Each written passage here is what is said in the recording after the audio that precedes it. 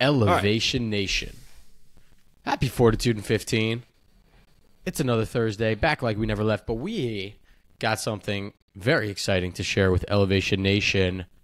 We have a pretty big event coming up, Parker, don't we?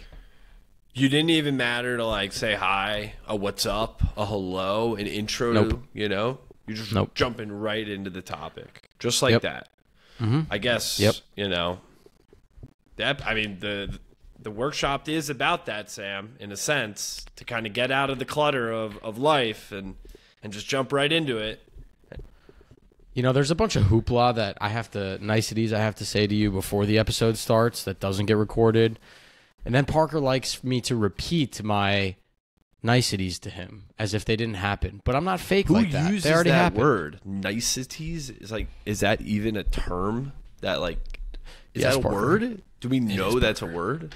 I do, buddy, I do. Did you just make that up? Niceties. No. Let's see. I'm a little concerned that you don't know that that's a word. Our state school is showing a little bit, dude. Nicety.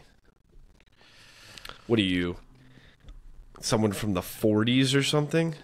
Parker, you can't get upset that my vocabulary is larger than yours, and when you don't know a term, Sam, you can't say, "Oh, it's from the 40s." Maybe well, you just didn't know a word. I'm a one-up myself right now. I'm looking at Go the ahead. Google use over time, and niceties has actually plateaued since the 1900s and was most popular, and it looks like 1820. So Makes perfect sense. Throwback to 1820. 200 years later, Sam. You know, you're using a term that's pretty old here. I'm just smart like that, dude. What can I say? Do you know where it comes from? All right, little game before we get into the topic. I'm curious. Do you know the language of origin? I would assume Latin. Okay, but everything kind of is. You just asked for the language of origin. What is this? Well, no, it comes from something before. Go ahead, enlighten us. It's Old French combined with English. Nicete and nice. Bring them together. Foolish conduct, Middle English, nicety. Middle English.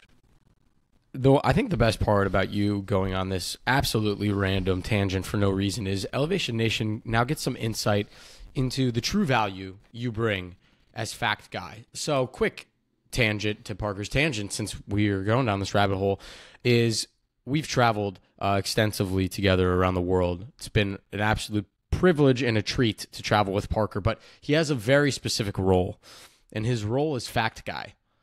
Parker is fantastic at Googling facts and sharing them out with the group, and so I'm so proud of you to see that role still holds true to today. So thank you for that little tidbit. Just wait for Colombia. Oh, man. That's a new continent that we're all conquering. You, me, and Mr. Miles. So I'm going to have to get my facts. I'm going to have to get I'm going to create my own fact book from the facts. You know, I'm not coming up with the facts. Parker's points. Parker's points. It's not Parker's perspective. It's Parker's points. No, they're points. They're Parker's points. All right, I love it. Parker, and his you're perspective genius. in the park. You're just smart, man. Appreciate you keeping the points on point. But we have something else to talk about today, something very exciting, an Elevation Nation first, an exclusive that we are running in collaboration with our dear friend, Elevator number 91, Chase Damiano. For those of you that did not listen to Chase's episode or not had the privilege to meet this incredible Elevator, Chase is an entrepreneur by heart. He was in corporate America, kicking butt, taking names, and realized he wanted to do something else. So now he partners with entrepreneurs and small businesses around the globe to help them improve their operations, to improve their mindset, to improve their people and leadership skills. And we are lucky enough to have convinced Chase to do an Elevation Nation exclusive workshop with our friends, family, and followers. It's titled How to Get Out of the Weeds. It's going to be on November 9th. This year, 2023, from 6 to 7:30 Eastern. It's virtual. It's completely free. We'll put the sign-up link in the bio of this podcast. We'd love to see you guys there. You know, elevators, we like to build community, and we're all going to learn something really useful in our day-to-day lives from this workshop with Chase. So I am very excited. I think it's an incredible little partnership that we have, and I cannot wait to continue these types of workshops. I think Chase is the perfect person to start it with, especially given his experiences as an entrepreneur and all the things that he's done. He's done some really cool, amazing stuff. But I also think as a young person, our days are chaotic. Our days, personally, I feel like I'm very reactive at times, and I'm reactive in that sometimes when you're reactive is you lose a little bit of control of what you actually want to get done in your day. So I think Chase is going to bring a really unique framework to hold yourself accountable, to allow you to take control of those reactive things that happen during the day, and allow you to kind of gain some perspective on how to tackle more of your day to what the workshop's called, to get out of the weeds. So I'm really pumped, Sam. I think it's going to be really, really cool. But maybe, we got a full 15 minutes for this conversation. We got 10 minutes left. Maybe what's one thing that helps you get out of the weeds? We'll start with the conversation there. I can't hear you for some reason.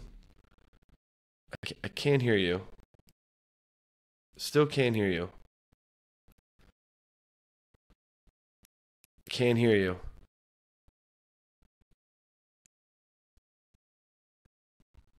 Well, Parker, I'm so glad you asked. I have a lot of techniques that I use to get out of the weeds. My favorite one in particular is a Kanban board. For folks that haven't used one of those, it's essentially a way that you can organize your thoughts and things that you need to get done. It's something that I use both in my professional world and also my personal world with my life, as well as with Elevation Nation.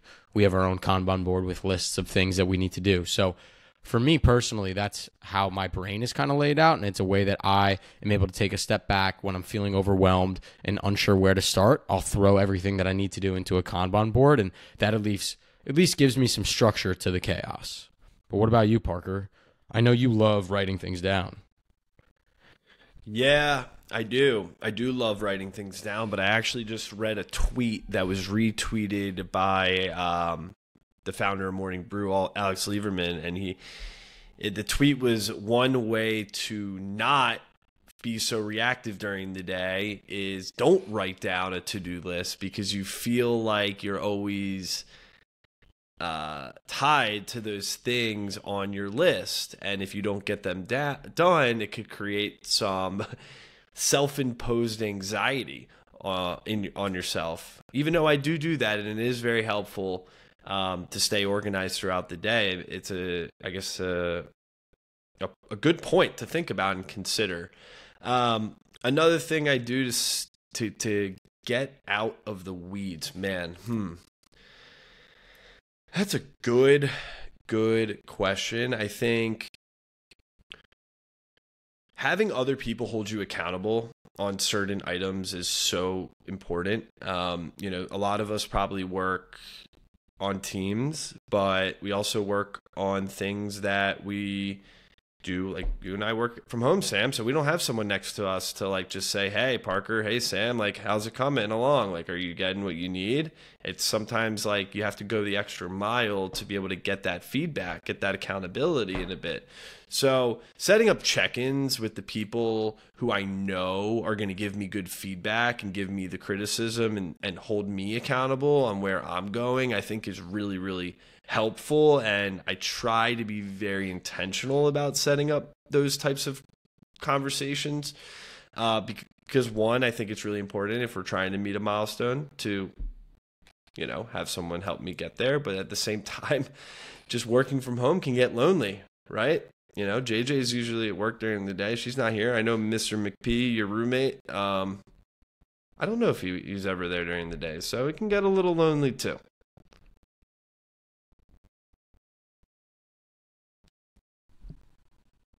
I agree. Working from home's hard. It's tough. It's nice to have people hold you accountable, which is one thing that I think we do for each other really well, Parker, is text each other, constant communication, and push each other to get things done. So I'm excited to learn from Chase. And to add is like sometimes we add such like that like nicety. All right. we'll add those niceties. Look at you expanding your vocabulary. There you go. Where it's like, I mean, I don't know if this is the really way to say it, but like we add a nice way of saying things when in reality, if you take emotion and like the personal stuff out, like sometimes, Sam, the way you and I work is like we just get to the point. We know we cut through the bullshit. We cut through the this and that. And like, I found that very helpful because like at the end of the day, yeah, we're best friends. We're co-founders. But like we take the emotion out of it. If you know, I need you to do something, I'm just going to text you and I don't feel bad if it's like, Sam, could you help me with this? Like, it would be really nice. Like, no, I need you to help me with this. Boom. And I actually have translated that into my work a little bit where with coworkers, it's just like, hey, like, here's constructive, straight up feedback, or here's a way of doing things. Like, let's take our egos out of this. Let's take our emotions out of this. Like, I respect you as a human being and I'm just going to give it to you straight up. Like, if I tell you something doesn't look good, it's not because you're a bad person, you're doing something wrong. It's because we need to fix it. Because at the end of the day, we're aligned on a common goal, and we need to get there. You know? So taking, I know this is not the right definition, the niceties out of direct feedback is, I think, really important. Yeah. I think it's a great call. Happy you were able to work in our vocab word of the day. Maybe that's a new segment we need to start here at Elevation Nation. But I think that's spot on, Parker. Take the niceties out of the feedback, the actions, the day-to-day. I think you'll get a lot more done in a much more efficient manner. So I'm excited to learn what Chase Damiano has to share with us on November 9th at 6 p.m. Eastern virtually in his workshop, exclusive for Elevation Nation listeners and members of Elevation Nation, how to get out of the weeds. Chase, thank you again for doing this with us. This is the first of what are going to be many Elevation Nation exclusive events. We're going to have many different elevators come on and share their expertise in a specific topic so that we can really share a lot of knowledge and wisdom with the rest of Elevation Nation. So be on the lookout for more workshops and events coming soon. All right, let's move on to elevator shout outs. My elevator shout out is for elevator number 11. I don't know if we've given this guy an elevator shout out in a while. Connor Cashaw, one, it was his birthday this week, so we're going to give you a shout out, Connor, on a happy birthday. But two, Connor's pivoting and trying a new career path that I'm really excited about. After years as a collegiate and professional basketball player here in the U.S. and overseas in a plethora of different countries, Connor has now decided to take his infectious personality, his consistent positivity, and take that to the real estate world. So Connor is starting up, taking all the tests and getting all the licenses that he needs to break into the world of commercial real estate in Chicago, Illinois. Connor, we are infinitely excited and proud of you on your next journey, and we cannot wait to see you elevate this next career. That's awesome. I can't wait to watch Connor absolutely crush it. Okay, this elevator shout outs, two people, same company. Elevator 70, Taylor Bornstein, and 71, Millie Blumka. The founders of Stack. They just keep elevating. They just keep crushing it. I just saw on LinkedIn last week, Millie posted about this, that Stacked was named one of Time Magazine, Sam, best inventions of 2023. That's pretty legit. They're legit. They got all the right people in their corner. They got all the brain power to make Stacked it what it is. And I read that they're coming out with another invention. So it's all going to fall into the Stack brand. They're continuing to crush it. They don't even work at their full-time jobs anymore. They went all in. So shout out to those girls. Might be time to bring them back on for a conversation. That'd be pretty cool. It might be. That'd be incredible. A lot has changed. All right, Elevation Nation, we will see you next week at Chase's workshop. Get out of the weeds. We are excited to learn with you all and appreciate your support in our first free Elevation Nation workshop and event. Until next week, peace.